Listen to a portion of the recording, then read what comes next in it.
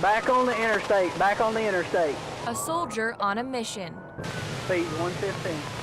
On April 13th, 2012, and into the following morning, police believe Rico Rawls Jr. was fleeing towards his hometown of Jessup, Georgia.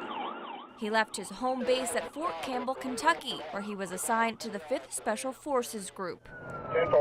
Earlier that night, his wife, U.S. Army specialist and South Bend native Jessica Rawls, was found shot to death in their home. Police say Rawls Jr. pulled the trigger. In the southeastern Tennessee county of Hamilton, what would become a deadly chase began. For nearly 90 miles, some 8 agencies and 37 police units were hot on the trail of Rawls' white Buick Regal.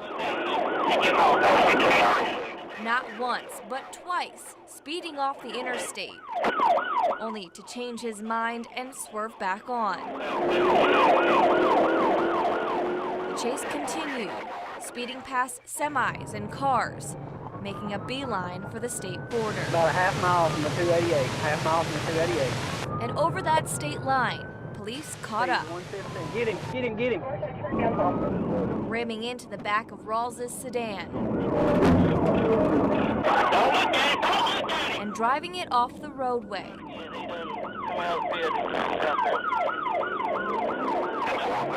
Unsuccessful their first attempt, police struck the car again, hard enough to knock over this dash cam. Recovery, he's still going, he's in the middle lane. Bartar rear-ended him. In a matter of seconds, between being pushed off the road and hitting the guardrail, Shots fired, shots fired.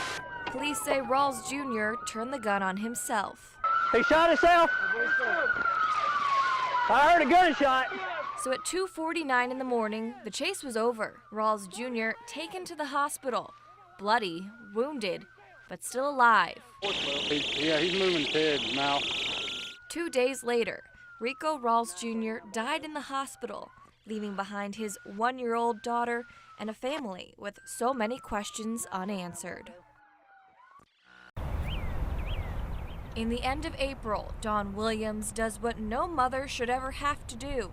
I planted the flowers. Visit the grave of her daughter. Yeah, you know, like on TV when the military comes and tells you somebody knocks on your door. Nobody ever came to my door. Nobody ever came. Instead, Williams received a phone call. A serviceman informed her that her 27-year-old daughter, Jessica Rawls, was dead. The killer? Jessica's husband, then 22-year-old Rico Rawls Jr. And, no one expected anything like this from him. Never was her son-in-law the kind of man who'd do this. Lead police on a high-speed chase, only to take his life on the highway. Years earlier, Jessica and Rawls Jr. met in the Army. They had the same job. They were both IT technicians. At the time, Jessica had 2 daughters, but shortly after marrying Rawls Jr., the couple had a baby of their own on the way. He was always, laughing and joking and, like the class clown type. That cheerful demeanor slowly disappeared after each deployment. And then when he came back the first time, he was different, and quieter and more withdrawn. The biggest red flag when the once doting father pulled away from his baby girl. She was just like his world and was very active, and he drew back from her, which was the first time that I really noticed something's definitely wrong. Then other warning signs, like a domestic dispute. They got into an argument and he grabbed a knife. And when he did that, then he realized, okay, there's something wrong with me. They prosecuted him for domestic violence, sent him to anger management counseling, and put him back in Iraq again. Never addressed PTSD. After a second deployment, Williams said her son-in-law was even more withdrawn, skipping holidays and other family gatherings. The military says he doesn't have PTSD. We never diagnosed it. He didn't have any symptoms of it. Well, he couldn't sleep at night. They were giving him Ambien. He was having nightmares. He was withdrawn and quiet. It got to the point where the couple couldn't get back to their honeymoon phase and amicably decided to divorce. That's why the news of Jessica's death and Rawls Jr.'s suicide shocked Williams. I don't think if he had been thinking clearly, he would have ever done anything like this, which is why I'm not angry at him. Williams has custody of her granddaughter Zoe, a young reminder of her own daughter. She calls me mommy, and she knows that she also has a mommy Jessica and daddy Rico, that are far away right now. But I'll have to explain everything to her one day, I'm sure. When a family is faced with something like a post-deployment suicide, the tendency is to connect the changes in behavior with an undiagnosed or diagnosed mental illness. However, the Department of Veterans Affairs provides our service members with medical care and screenings when they return home from deployment. But some say that treatment isn't doing enough. Fort Hood, the Navy Yard, and Fort Campbell. The history of violence on U.S. military bases ranges from politically motivated shootings to domestic disputes. We tend to think, oh, it's these vets coming back have been so stressed that they go crazy, and that is unfortunate. Dr. Bradford Eaton is a psychologist at the VA Outpatient Clinic in South Bend. He deals with service men and women returning home and making the sometimes difficult readjustment into everyday life. We've known about battle fatigue and shell shock in earlier conflicts, but there is greater awareness of PTSD nowadays. Upon return, service members are screened for 4 basic symptoms of PTSD, such as reliving the event, avoiding situations, negative changes in beliefs and feelings, and hyperarousal. I very often feel a little bit guilty about the after effects of being exposed to trauma. Soldiers' mental health is checked before and after deployment with questionnaires and often face-to-face meetings.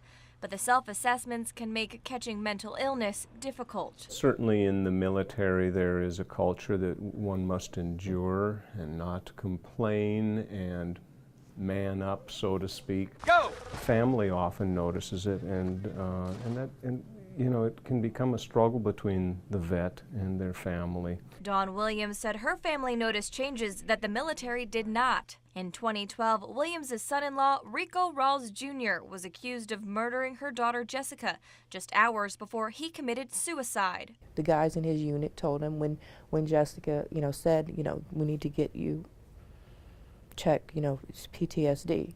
The guys in his unit are telling him, oh man, don't be weak, stand up, tough it out. According to Williams, the Army never diagnosed Rawls with PTSD, but she believes his post-deployment behavior could only be justified by the disorder. There's a saying in the Army, suck it up and drive on. But as soon as they get the job done, then they need to take care of themselves, they need to take care of their soldiers. They need to make sure that everybody is okay so that the next time they can suck it up and drive on.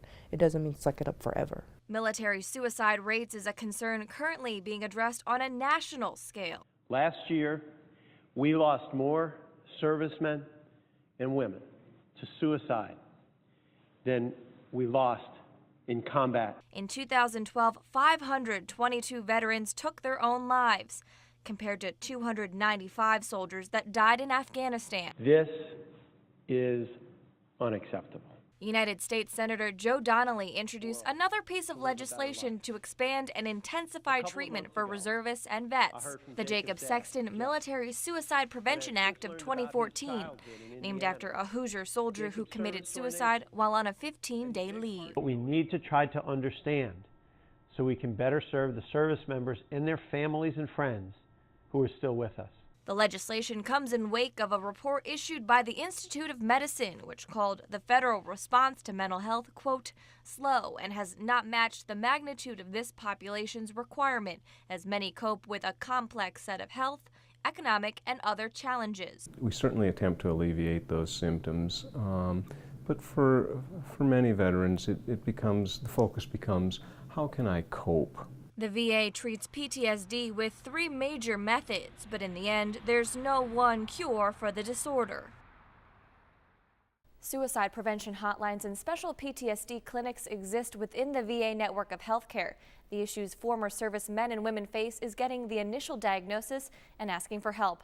But in the end, there is no cure for PTSD. Soldiers are helped with coping with the lingering effects, which, as we've seen, can be harder for some to do than others. Reporting from the studio, Tricia Hart, News Center 16.